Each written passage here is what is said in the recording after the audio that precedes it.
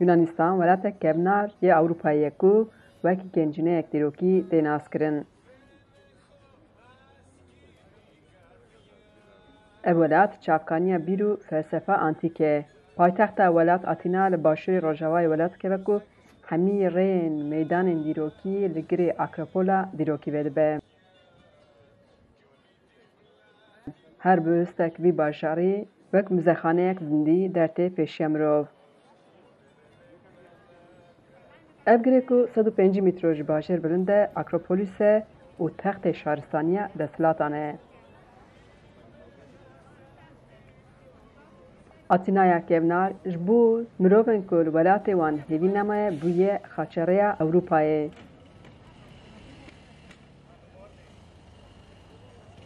Bi milyonan aware niha li vî bajarê dijîn û hêviya wan bi destxistina derfet an fersendekî ne ku xwe bavêjin welatên cuda yên Ewropayê.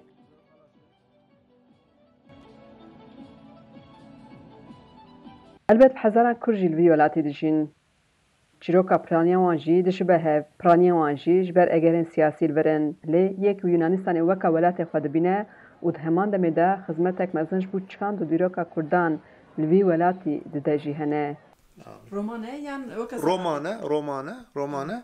Heta vî gavê 12 jar çap bûye bilê. Nivîskar û lêkolêrê Kurd Cemîl Turan bazî diye. Wekî piştnavê xwe ew ji bazî de ye. Ji doza Kurdî di derbeya 12 îlona 1980 li Tirkiyeyê hatiye girtin û bi îşkenceyê giran de derbas bûye. Ji revê pêştir jî Turê li pêşiya wî nemaye. Bazî dî ji 30 salan pirtir e li welatê Yunanistanê jiyana xwe didomîne. Karê rojnamegeriyê her wisa dîplomasiyê giriye. Lobiyekî diaspora mezin em çê nekin, em nikarin dengê xwe bidin Müttahit Avrupa'yı geçtiği parlamentoyu Avrupa'yı ve derece yani siyaset mederi Yunan, parlamento Yunan, hizbe Yunan, gelek mamostayı mezin diroknas tane, ana gelek karimo evkes ana bidim naskirin diroka gele Kürt ve lobiye ki mezin çeke. Bu işi karimin yekemin ev bu, evji yani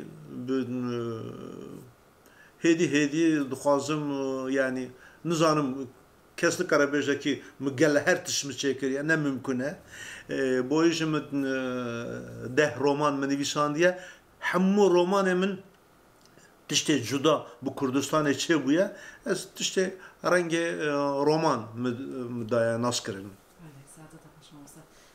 Bi xêra dostên xwe yên berbiçav, Alî Yunanistanê girtiye û li karên fermî ên dîplomasiyê de xebatên girîng pêkaniye. Ne tenê karûbarên siyasî, Mamoste Cemîl Turan baz didî li ser ziman û çand û jiyana Kurdan jî bi zimanê Yunanî gelek pirtûka nivîsandiye. Heta niha 10 romanan nivîsandiye û gelek ji wan hêjayê xelatên navnetewî hatine dîtin.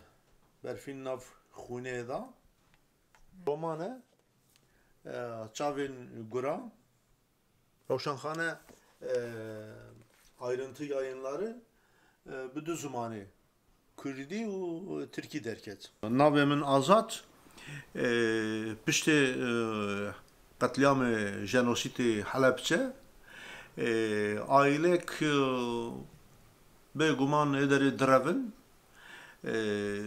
derbas dibin İran, paşê jî derbas dibin tên alî Türkiye, tên heta vê derê serê Sînorê ber çema Meriçê êderê gedek Kuryana 12 salî derbas dibe vî alî aile bav dê keçek piçûk Türk digirin dişînin pêşta.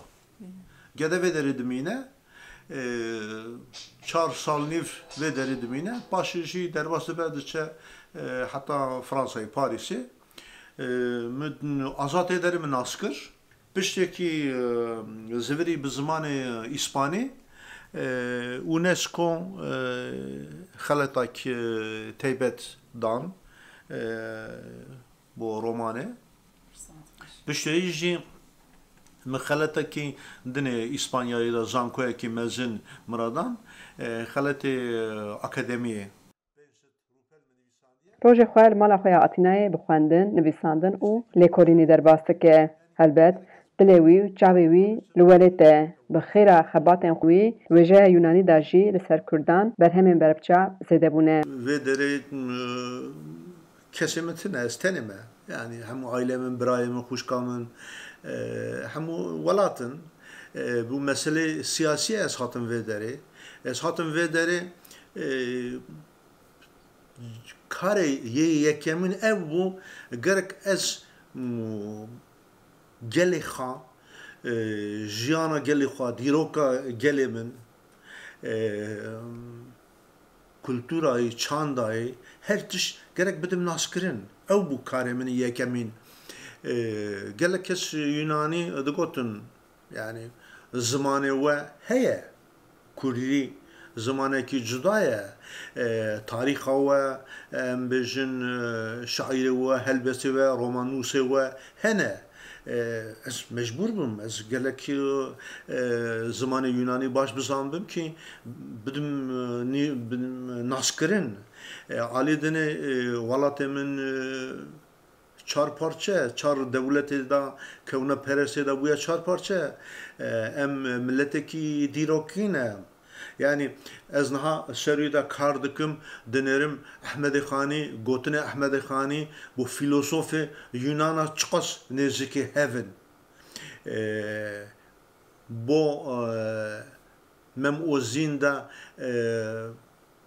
carekî de aqla merifê dibêje ki çîrokekî eşq e çîrokekî evîn e filosofê Yunan Evripîdî dinêrî gotinê Evripîdî û Ehmedê Xanî çiqas nêzîkî hevin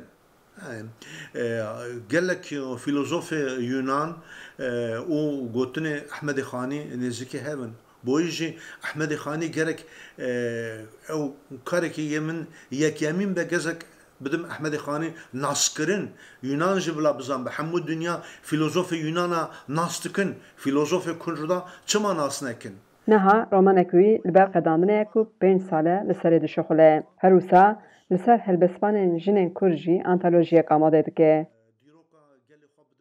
Xecî Can Farqîn, Dengê Amerîka, Atîna.